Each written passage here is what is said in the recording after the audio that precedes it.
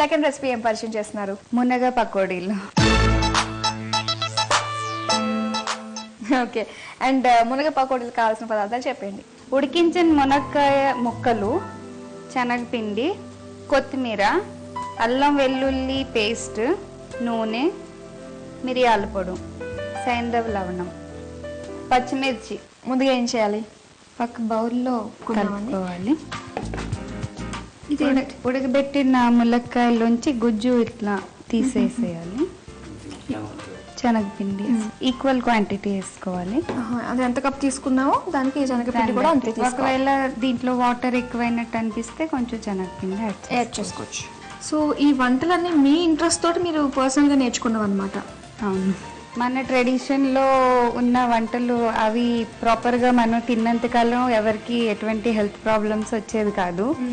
ఇప్పుడు foreign culture అంతా adapt చేసుకున్న కాడి నుంచి మనకి ప్రాబ్లమ్స్ కూడా ఎక్కువ అయిపోతున్నాయి.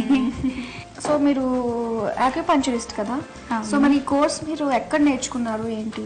యాక్యుపంచర్ ముందు ఇక్కడ నేను వినాయక్ యూనివర్సిటీలో డిప్లొమా కంప్లీట్ చేసుకున్నాను. ఇది కాకుండా కాస్మెటిక్ యాక్యుపంచర్ అండ్ వెయిట్ లాస్కి చైనా వెళ్ళి బీజింగ్లో నేను చైనా వాళ్ళ హాస్పిటల్లో ఇంటర్న్షిప్ కంప్లీట్ చేసుకొని వచ్చాను. ఓకే, సో మరి ఇంటర్న్షిప్లో మీకు ఏంటి ఎటువంటి ఎక్స్పీరియన్సెస్ ఫేస్ చేశారు మీరు? ఇంటర్న్షిప్ అంటే అక్కడ మాకు హాస్పిటల్లో వాళ్ళు ట్రీట్మెంట్ చేస్తున్నప్పుడు, బికాజ్ అక్యుపంచర్ అంటే చైనాలో పుట్టిన ట్రీట్మెంట్. సో అక్కడ వెళ్ళినాక అక్కడ వాళ్ళు ప్రాక్టికల్గా చూస్తే డెఫినెట్లీ మాకు ఇంకా మంచి అవగాహన అయితే వచ్చింది, నీడ్లింగ్ ఎట్లా చేయాలి ఏంటి అనేది. సో కాస్మెటిక్ యాక్యుపంచర్ అంటే మెయిన్లీ బ్యూటీ రిలేటెడ్ ప్రాబ్లమ్స్ అన్ని కాస్మెటిక్ యాక్యుపంచర్లో డీల్ చేస్తాము. ఓకే, సో అది కాస్మెటిక్ యాక్యుపంచర్ అంట. నెక్స్ట్ ఏం వేసుకోవాలంటారు? జింజర్ గార్లిక్ పేస్ట్, అల్లం వెల్లుల్లి పేస్ట్, మిరియాల పొడుము, మామూలు సాల్ట్ బదులు సీ సాల్ట్ బదులు ఇది వచ్చి సైంధవ లవణము.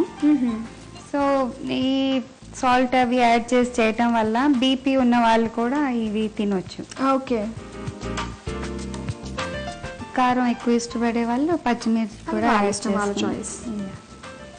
నేను వాటర్ వేసి కలుపుకోవచ్చు. ఈ లోపల మనం ఆయిల్ పెట్టుకుంటే బెస్ట్ కదా.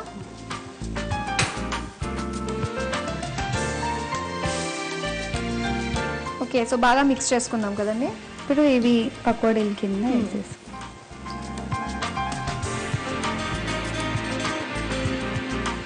ఇప్పుడు కొంతమందిలో సాగింగ్ ప్రాబ్లం ఉంటుంది, స్కిన్ సాగ్ అవుతూ ఉంటుంది. సో అలాంటి వాళ్ళు కూడా ఇందులో ఉంటుందంట ట్రీట్మెంట్. వాళ్ళకి సాగింగ్, డబల్ చిన్, లేకపోతే కొంతమందికి బాడీ కొన్ని పార్ట్లలో మట్టుకి కొంతమంది లేడీస్కి చేతులు చాలా లావుగా ఉంటాయి, కొంతమందికి టమ్మీ ఎక్కువగా ఉంటుంది. సో అట్లా షేపింగ్ కూడా మనం చేయవచ్చు, బాడీ షేపింగ్ కూడా దీంట్లో చేయవచ్చు. సో దీంతో పాటు మనం కరెక్ట్ డైట్ కూడా మెయింటైన్ చేసుకున్నట్లయితే, సో ఓకే మనకు రిజల్ట్ వచ్చేసింది అని చెప్పేసి మళ్ళీ పాత లైఫ్ స్టైల్ని మళ్ళీ మనం తెచ్చుకున్నాం అంటే ఇంకా వేస్ట్ చేయించుకున్నాం.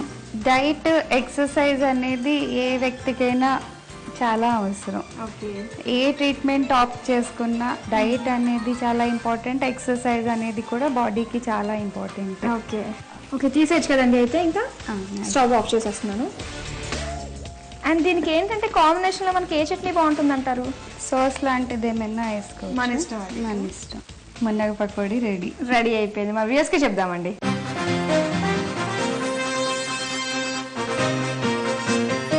చూసారు కదండి, వేడి వేడిగా మునగ పకోడీ రెడీ చేసేసుకున్నాము. మరి దీనికి కావాల్సిన పదార్థాలు, తయారు చేసే విధానం మరోసారి చూద్దాం. మునగ పకోడీ తయారు చేసుకోవడానికి కావాల్సిన పదార్థాలు: ఉడికించిన మునక్కాడ ముక్కలు, శనగపిండి, పెప్పర్, అల్లం వెల్లుల్లి పేస్ట్, కొత్తిమీర, నూనె, పచ్చిమిర్చి ముక్కలు.